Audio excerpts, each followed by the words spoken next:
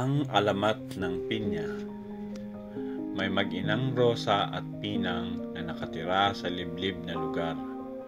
Dahil mag-isang anak lang si Pinang, lumaki siyang sunod ang layaw sa ina. Ang katwiran ni Aling Rosa ay maliit pa naman si Pinang at matututo rin ang kanyang anak ng mga gawaing bahay kapag nagdalaga na. Subalit nagkamali siya. Hindi natuto ang kanyang anak, bagkus naging tamad ang dalagita. Ang alam lang gawin ni Pinang ay kumain, mamintana, maglaro, maligo at matulog. Lagi pang nangangatwiran na pagod sa paglalaro kapag inuutusan ng ina o kaya hindi mahanap ang dapat hanapin. Mahal ni Aling Rosa ang kanyang anak, kaya naman siya na lamang ang gumawa ng mga gawaing bahay. Isang araw, nagkasakit si Aling Rosa at inutusan niya ang kanyang anak na ipagluto siya ng lugaw.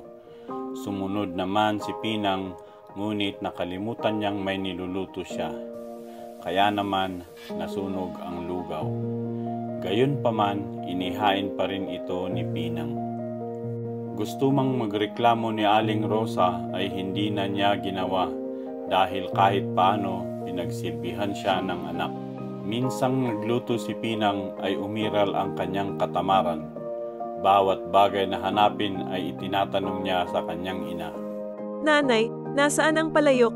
Nanay, nasaan ang kutsara? Nanay, nasaan ang sandok? Hanggang sa nainis si Aling Rosa at pasigaw niyang sinabi, Naway magkaroon ka ng maraming mata para makita mo ang hinahanap mo.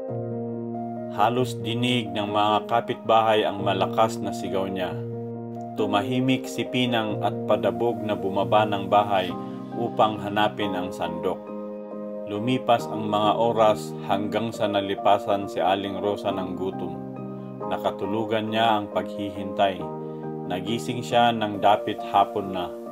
Malapit ng gumabi, ngunit hindi na narinig ni Aling Rosa ang kaluskos sa kusina.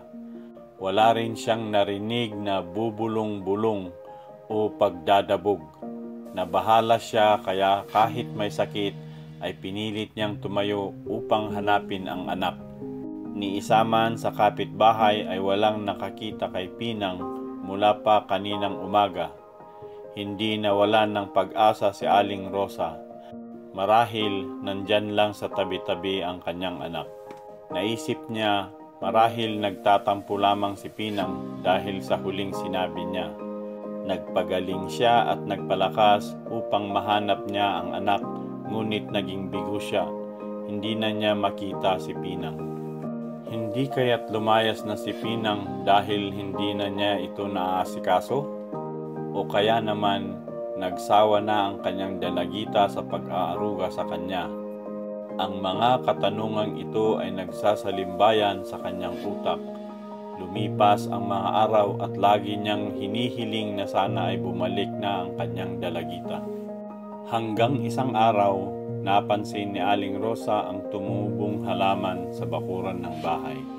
Dahil likas siyang maaruga, araw-araw ay diniligan niya ito hanggang sa namunga ang halaman. Laking gulat niya nang makita ang bunga, hugis ulo ng tao at maraming mga mata. Bigla siyang nalungkot nang maalala ang sinabi niya sa anak.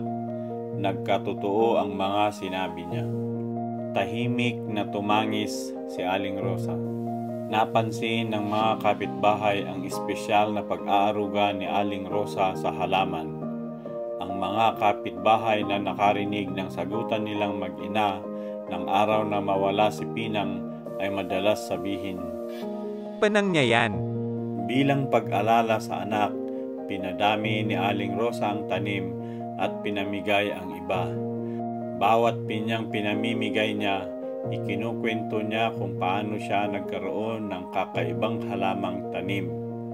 Mula noon, tinawag na pinya ang halamang may bunga na hugis ulo ng tao at maraming mata.